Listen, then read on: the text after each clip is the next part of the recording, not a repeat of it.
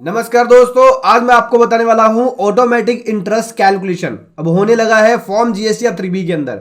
हाँ जी दोस्तों, जब जीएसटी 3B फाइल करेंगे तो अब आपको जनवरी मंथ की जीएसटी 3B के अंदर ऑटो इंटरेस्ट दिखना शुरू हो जाएगा। जनवरी के बाद से जितनी भी रिटर्नें होंगी अब आपका उसके अंदर ऑटो इंटरेस्ट कैलकुलेट होगा फॉर्म जीएसटी 3B में। चलिए मैं आपको बताता हूं कैसे कैलकुलेट करेगा auto interest form GST 3B के अंदर।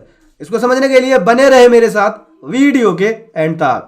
सो दोस्तों, सबसे पहले बात करते हैं इस एडवाइजरी के बारे में जो जीएसटीएन ने यूज किया है।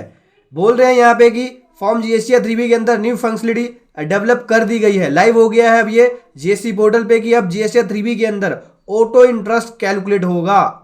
दोस्तों, ये जो फंक्शनलिटी है टैक्स पेयर अपनी करेक्ट सेल्फ असेसमेंट कर सके, करेक्ट अपना इंटरेस्ट और टैक्स लायबिलिटी दिखा सके, इसके लिए फंक्शनलिटी जीएसटीएन के द्वारा डेवलप की गई है। ये फंक्शनलिटी बिल्कुल सेम उसी तरह है जैसे लेट फीस होता है। आपकी जीएसटी 3B के अंदर ऑटोमेटिक इंटरेस्ट कैलकुलेट हो जाएगा। लेट फीस भी ऐसे ही होता है कि अगर आप लेट जीएसटी 3B फाइल करते हैं तो नेक्स्ट मंथ की जीएसटी 3B के अंदर लेट फीस ऑटोमेटिक कैलकुलेट हो जाती है। उसी प्रकार से आपका इंटरेस्ट भी अगर आप लेट जीएसटी 3B फाइल करेंगे तो उस पर आपको इंटरेस्ट देना होता है, वो भी आपका ऑटोमेटिक कैलकुलेट हो जाएगा। वो भी नेक्स्ट मंथ की जीएसटी 3B के अंदर आपको ऑटोमेटिक इंटरेस्ट दिखेगा, tax head wise system computed interest दिखेगा। लेकिन अगर आप अलग से कोई इंटरेस्ट और डिक्लेयर करना चाहते हैं तो आप उसको अपवर्ड में लिख सकते हैं वैल्यूज को, डाउनवर्ड में नहीं कर सकते, क्योंकि डाउनवर्ड में अगर आप करेंगे तो जो सिस्टम कंप्यूटेड इंटरेस्ट है अगर उससे कम वैल्यू डिक्लेयर होगी तो वो वैल्यू रेड में हो जाएगी करंट मंथ के टैक्स पीरियड के अंदर।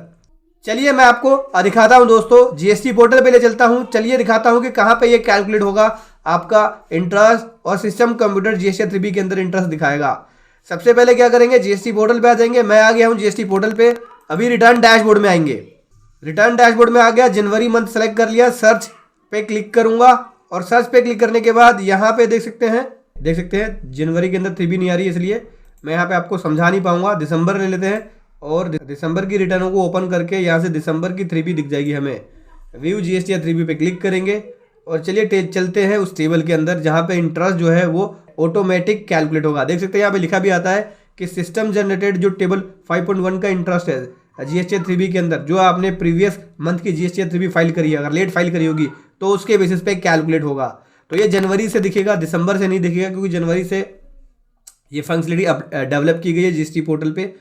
तो अगर दिसंबर की रिटर्न आपने लेट फाइल करी होगी तो जनवरी की रिटर्न में आपको दिख जाएगा। देख सकते हैं यहाँ पे आपका इंटरेस्ट ऑटोमेटिक कैलकुलेट होता है। यहाँ पे सिस्टम जनरेटेड 3B भी आपको दिखेगा, जिसके अंदर अगर आपने लेट फाइल करी होगी जीएसटी 3B तो उसकी वैल्यूज जो होंगी आपको यहाँ पे देखने को मिलेगा। इस बटन पे क्लिक करके पीडीएफ फॉर्म को देख सकते हैं, जो फॉर्म जीएसटी 3B का पीडीएफ फॉर्म है।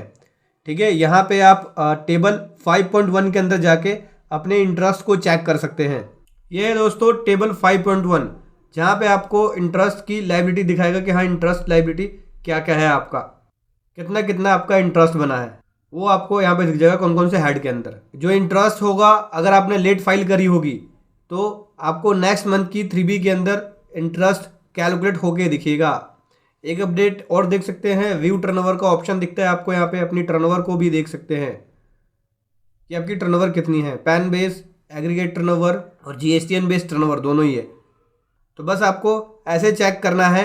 इसके अलावा दोस्तों, अगर आपका कोई और इंटरेस्ट रहता है, अगर आपने लेट टैक्स पे किया या प्रीवियस मंथ का टैक्स इस करंट मंथ की 3B के अंदर पे किया है तो उसका भी इंटरेस्ट आप डिक्लेयर कर सकते हैं। लेकिन जितना इंटरेस्ट इसमें ऑटोमेटिक आ रहा है उससे वैल्यू कम नहीं होनी चाहिए, उससे ज़्यादा होनी चाहिए। अगर उससे कम वैल्यू अगर आप यहाँ पे लिख देंगे तो आपकी ये टेबल रेड में हो जाएगी इंटरेस्ट वाली। तो डाउनवर्ड में नहीं, अपवर्ड में होना चाहिए। इसके अलावा अगर कोई अदर इंटरेस्ट होता है तो वो भी यहाँ पे आप डिक्लेयर कर सकते हैं। तो दोस्तों, ये था एक कमाल का अपडेट जो मैं आपके सामने लेके आया। वीडियो कैसी लगी जरूर बताएं। Thank you so much. जय हिंद, वंदे मातरम।